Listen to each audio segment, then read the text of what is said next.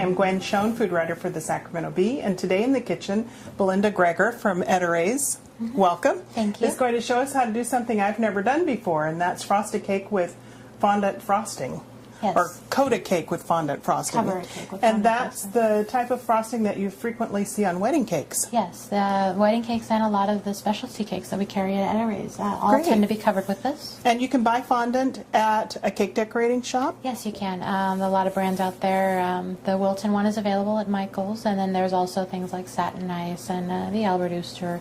Quite a few different varieties to choose from. So if you try one and you see that you don't like the taste of it, you can always try another brand, or if you order in advance, you can get fondant through Ederays as well. Great. It would take about a pound of fondant to cover like a 9-inch layer I'm cake? just using a bit more fondant, that way I can have plenty to cut off so I don't come up too short. Okay. Because sometimes it's harder to work with less fondant than it is to work with more. Because more you can always just cut off and then knead again like I'm doing right now, and then just put it right back in your bucket. Airtight container. So you're kneading it like a bread dough, and you're using cornstarch instead of flour. Yes, cornstarch is going to keep it dry, and up here it can get pretty humid, so that kind of helps to keep it from sticking to the board as well as the rolling pin. If you find that the fondant that you're working with is too dry and it's cracking, just knead a little bit of Crisco into that. Oh, great. Okay. The rolling pin will start rolling it out. You just kind of want to go from the center out and rotate it. That way you can kind of evenly roll it from there. And if you have a little hard bit in there, you can just pluck that right out, set that aside, and then just start rolling, and that'll all kind of level itself out there.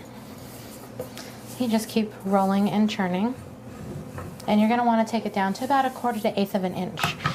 Somewhere within that, depending on, if your cake is a little bumpy and you want to hide some imperfections, you can go a little bit thicker, or you can go a little bit thinner if you have a pretty smooth, well-set cake ready to go for you. Now, you want a circumference that'll go across the top of the cake and down both sides, right?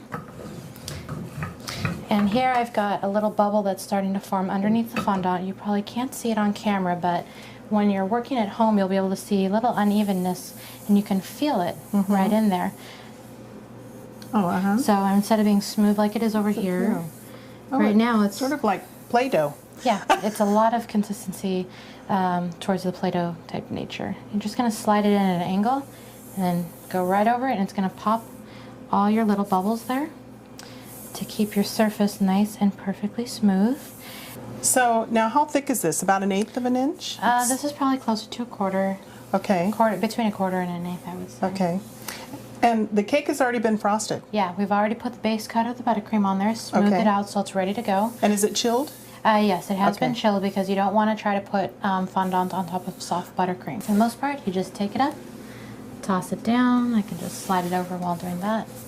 And then you're going to want to take a paddle, which you can just pick up at any little supply store, and just go around the top first, making sure that it's nice and smooth.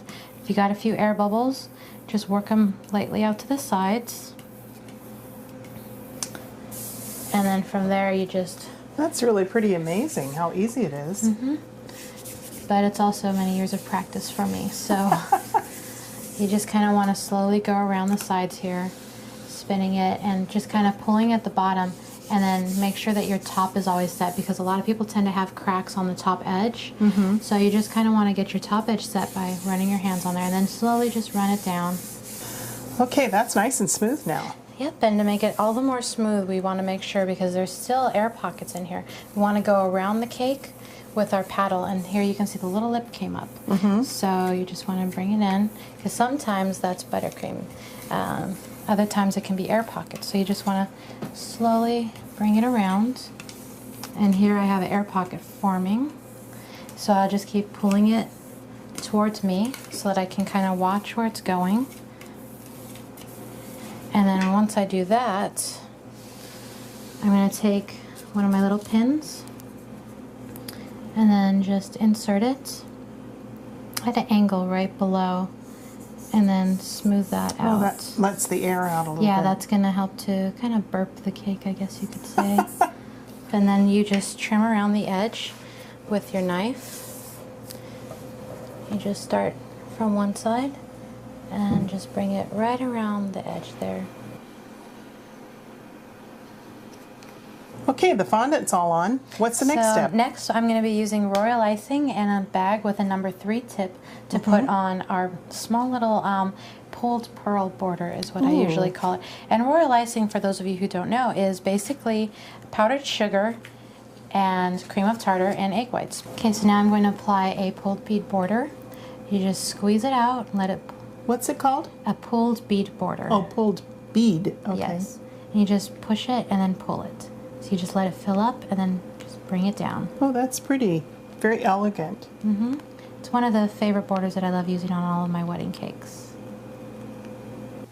So now you're going to decorate the cake with some cutouts? Yeah, I just rolled out a nice light shade of pink fondant, and I'm going to take a few of my little round cutters that I have here and cut a little circle.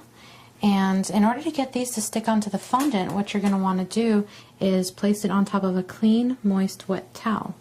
And I'm just going to take out the little centers there and do a few of them at a time, go with some varying sizes. To just make them a little damp?